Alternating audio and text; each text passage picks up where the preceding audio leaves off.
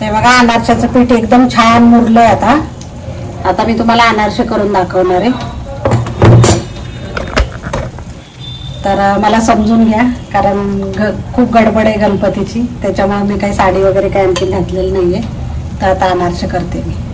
अनारशासाठी मी तांदूळ भिजत घालते, तर तुम्हाला दाखवते मी किती तांदूळ भिजत घालते।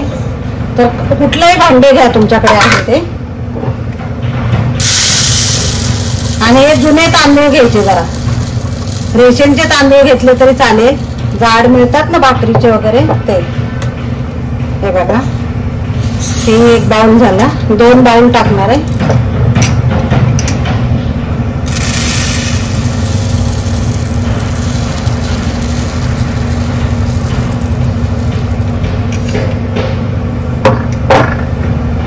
हे दुसरा बाउल,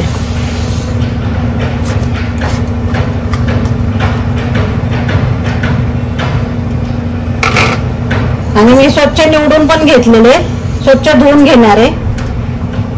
अनारशासाठी तांदूळ घातलेले होते मी 3 दिवसापूर्वी भिजत, 4 दिवस घातले तरी चालतात। मी आता चाळणीमध्ये हे काढून ठेवलेले आणि नितळत ठेवलेत। आता मी वाटून घेईल थोड्या वेळाने, थोड्या वेळ कपड्यावर असं पसरून ठेवायचं थोड्या वेळाने, हाताला ओलं नाही लागलं पाहिजे, अजून हे ओलसर आहेत थोडे।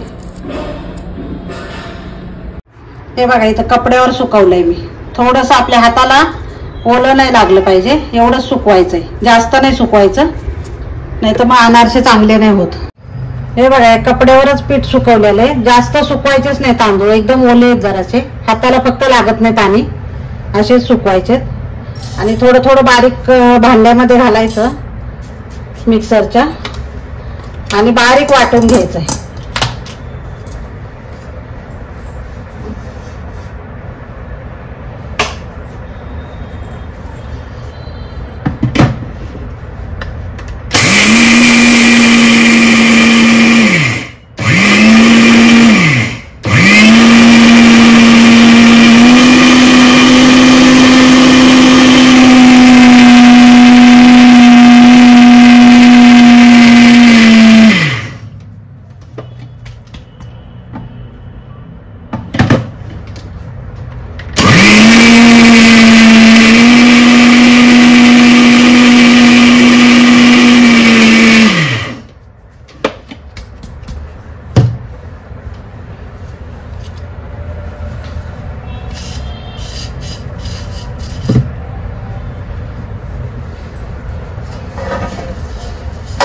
तर इथे एक चाळणी घ्यायची आणि चाळायचं पीठ। आता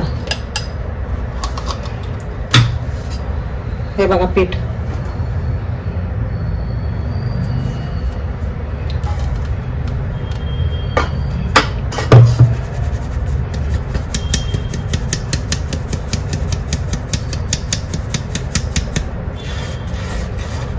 जास्त तांदूळ कोरडे करायचे नाही, नाही तर मग अनारसे नाही आपले चांगले होत, ह्याच्याने खूप छान होतात। असे ओलसर असलं ना तांदूळ,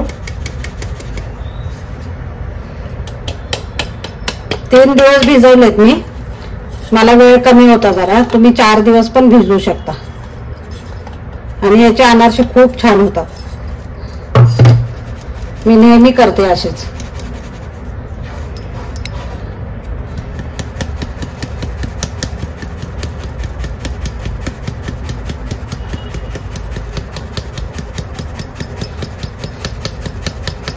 आणि पटकन वाटले पण जातात ना छान। एक 15-20 मिनिटच मी कपड्यावर टाकले होते, चाळणीत नितळून ठेवले आधी 10 मिनिटं, आणि 10-15 मिनिटं कपड्यावर असे जरासे पसरून ठेवले, फॅन खाली, उन्हात ठेवायचे नाही अजिबात, घरातच सुकवायचे।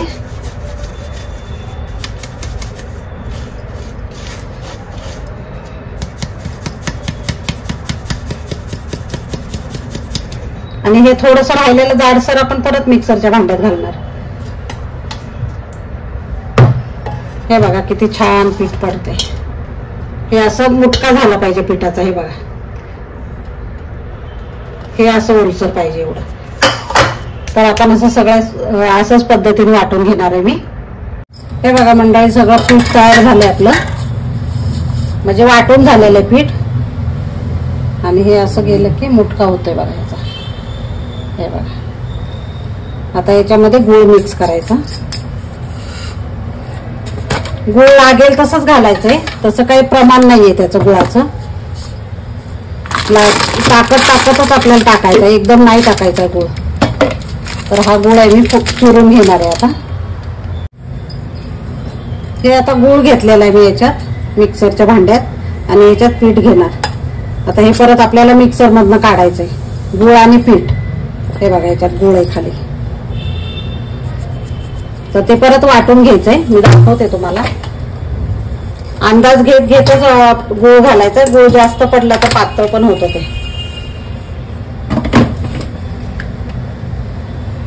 हे बघा, या पद्धतीने थोडं गुळ घालायचा, जास्त नाही. हे बघा, पीठ आणि गुळ असं मिक्स करायचंय. थोडंसंच घालायचं गुळ. बघा, या पद्धतीने. जास्त ओलसर पण नाही पाहिजे आणि जास्त कोरडं पण नाही पाहिजे. हे छोटा गोळा घ्यायचा एक. हे बघा, इथं गीतांजली.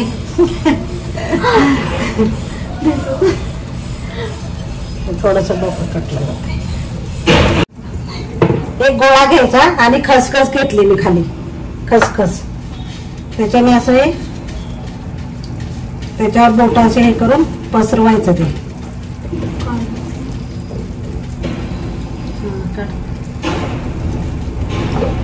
हे बघा, ह्या प्रकारे.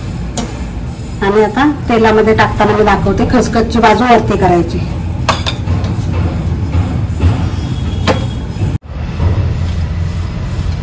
हे बघा, ही बाजू आहे ना, ते वरती करायची अशी तेलात टाकताना. खसखस वरती आली पाहिजे, लगेच नाहीच त्याला काय. थोड्या वेळ तसंच ठेवायचं, नंतर ते आपोआप वरती येते.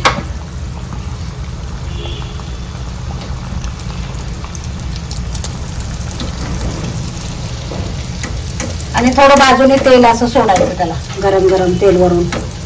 त्याला पलटायचं नाहीये आपण.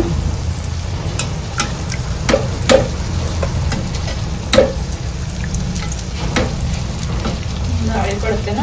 हा, जाळी, छान जाळी पडते मस्त.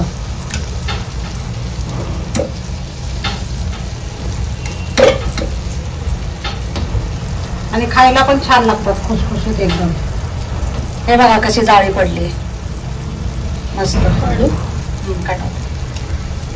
आता काढून घ्यायचं. बारीक गॅसवरच तळायचे, मोठा नाही करायचा बघा गॅस अजिबात. आणि हे अशा जाळीवर काढून घ्यायचे. हे बघा, हे अशा जाळीवर. आणि खाली ताट ठेवलेलं आहे मी, म्हणजे तेल जरी असलं तरी खाली नितळेल. आता परत तसंच करून घेणार मी. अशा प्रकारे सगळे अनारसे करून घेणार.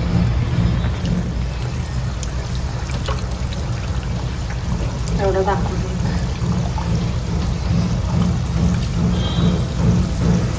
ते आपोआप बघा कसं वरती येणार आता हळूहळू. त्याला जाळी पण छान पडते. आणि ते बघा वरती आलं ते. आणि वरून तेल सोडायचं तसं थोडंसं.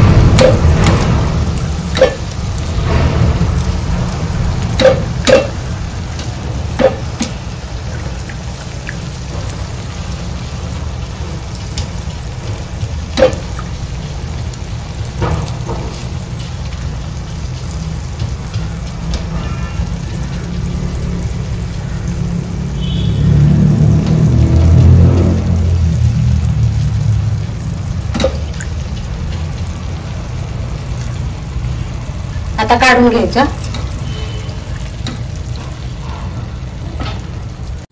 बोल गीतांजली.